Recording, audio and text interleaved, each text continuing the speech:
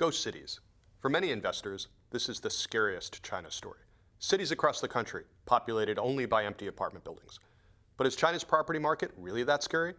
You may have seen a report by CBS TV's 60 Minutes program titled China's Real Estate Bubble. It was first broadcast on March 2013. Host Leslie Stahl introduced the report by saying, "So this is Zhengzhou, and we are on the major highway or major road, and it's rush hour, and it's almost empty." 2 years after that report was broadcast, I visited Zhengzhou and went to some of the same places. This is what the same street looked like at 10:30 on a Thursday morning. Far from ghostly. 60 Minutes showed many empty streets 2 years ago in the new Jiangdong district of Zhengzhou. But when I spent a full day in Jiangdong 2 years later, I spent much of the time sitting in traffic.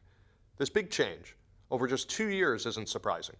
It reflects some of the big differences between the US housing market and China's housing market. For example, almost all of the new homes sold in China are apartments, not single-family homes, and 80% of those apartments are bought 1 year or more before construction of the building will be finished, known as pre-sale. That's one reason it takes time for new Chinese cities to fill up.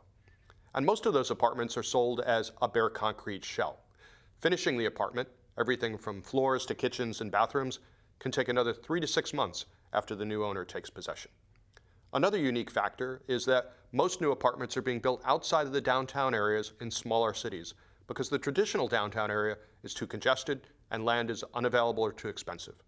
The government is encouraging developers to focus on new areas away from downtown by building infrastructure, everything from subways to light rail, hospitals and schools.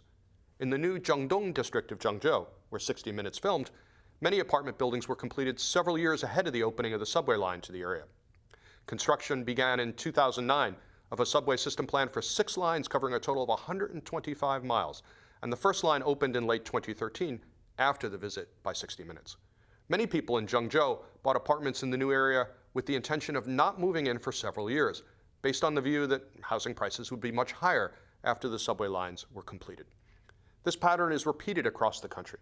China has more than 150 cities with a population of 1 million or more, while the US has only 9 cities and 50 metropolitan areas of that size.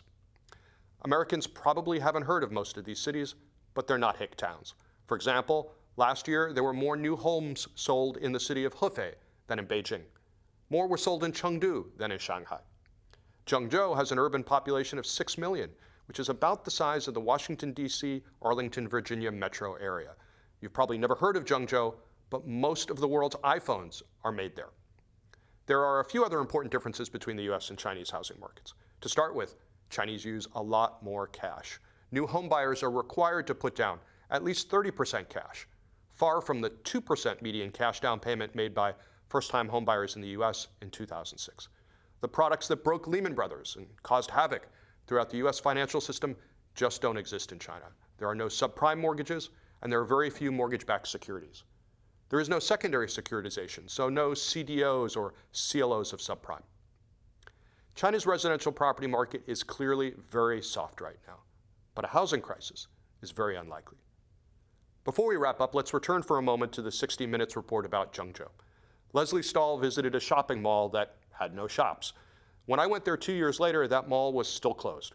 Local officials told me that mall had never opened.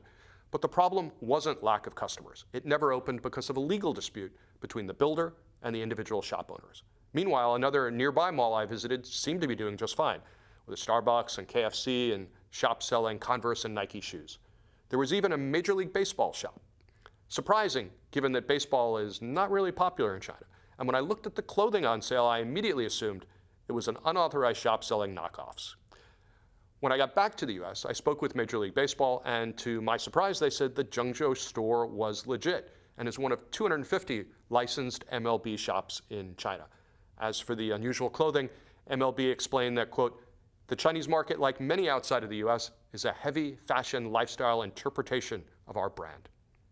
For more of our research on China, please go to the Sinology page at the Matthews Asia website. Thank you.